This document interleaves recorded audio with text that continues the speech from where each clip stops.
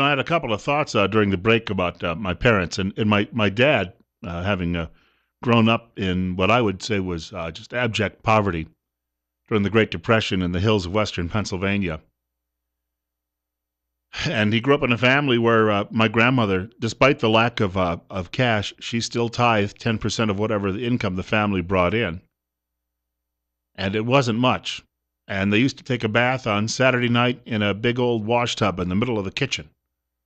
And as my dad said, you didn't want to be the last person in line. And so they had 5 kids who survived into adulthood. My dad was second, so at least he didn't have to wait until the very end. But he would share stories with me about what it was like. He took me one time when I was a teenager. He drove me down. It's now part of the Allegheny National Forest, but he drove me to the place where they lived when he was a kid.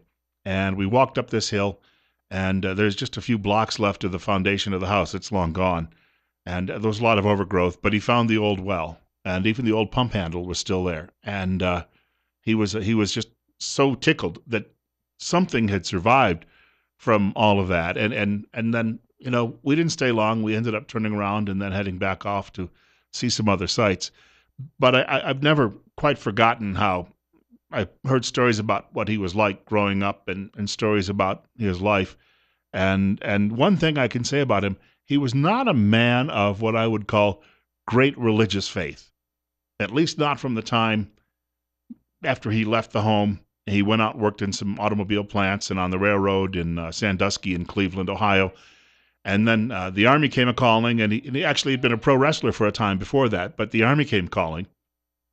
So off he went, and spent 3 years on a vacation in Europe before he got to come back. And I think about this, how it formed his character, and at the end of his life, how he ended up coming back to what he had been taught as a kid. It does come back. Because I remember, and liberals will not like to hear this, but I remember visiting his house back about 30 years ago. I'd gone home for a weekend, and I was visiting, and a TV story came on about the rise and the growth of this disease called AIDS. And he sat there and just shook his head, and he turned to me and he said, "That's God's punishment." I said, "What do you mean?" And he believed, very much in an Old Testament version of how events played out in this world. He said, "That's God's punishment for people who are, sinning in the eyes of the Lord." And I said, "Well, everybody sins." And he said, "Yes," but he said there are certain things that he drew the line on, especially drew the line on. And then he also told me, he said, and the other thing about this country is the reason that we've had so many problems, he felt, in his later adult years, was because of abortion. He said, because people are going around killing little babies in record numbers. And he said, God will not forget that. And it made a profound impact on me because at the time, I was in my mid-20s and I was thinking, yeah, whatever. None of these things concerned me, really didn't concern me. And they really didn't until my daughter was born a few years later. And I remember him at the time. By that point, his health was seriously declining. But he got in a car and he drove 3 hours to come hold his granddaughter. And I have a photograph. It's the only one that exists of him sitting on my couch, holding Elaine in his arms. And then he passed away not long after that. But I'll tell you something. Even my daughter looks at that photograph and she sees that beaming smile on that old man's face and knows how much she was appreciated. And, she has no memory of him. We've talked a great deal about this. And I think that what is passed down, and I remember what my grandmother was like, my grandparents and his family, and what they passed on to him, and then what they passed on to us, and then what I was able to pass on. So it is generational. It goes along. And in my mother's family, my grandfather Gordon passed away when I was probably all of 16 months old, so I have no recollection of the man.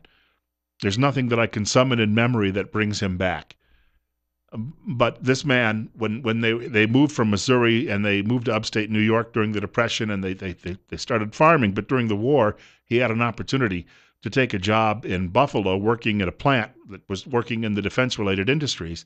And he would get in a car, and before they had big major highways and interstates during World War II, he would often have to stay with his brother who lived in Springville, New York, not far out of Buffalo. But the drive otherwise was about 2 hours, and in winter in that part of the world with the tires that were common in that period, trying to drive back and forth. A quick little story here. I got about a minute before the break. One Christmas, money was tight, and he'd been working away from the auto at some of the plants in Buffalo. He was an electrician. He came home, decided to come home every night and make the long drive home. So he wasn't getting much sleep. But what he did, he was out working in the garage every night. And what he had done is he had found a neighbor who was throwing away 4 old beat-up runner sleds. And they didn't have a lot of money for Christmas.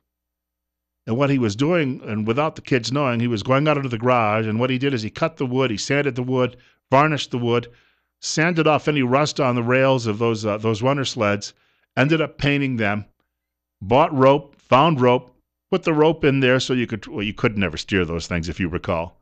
But the thing is, Christmas morning when his kids, his 4 children, 4 of 6 survived into adulthood, when they woke up, and this is just at the beginning of the war when people were still trying to come out of the Depression and they're living in a tiny little community where there's no money, when they all got up, there were 4 sleds under the Christmas tree that looked brand new.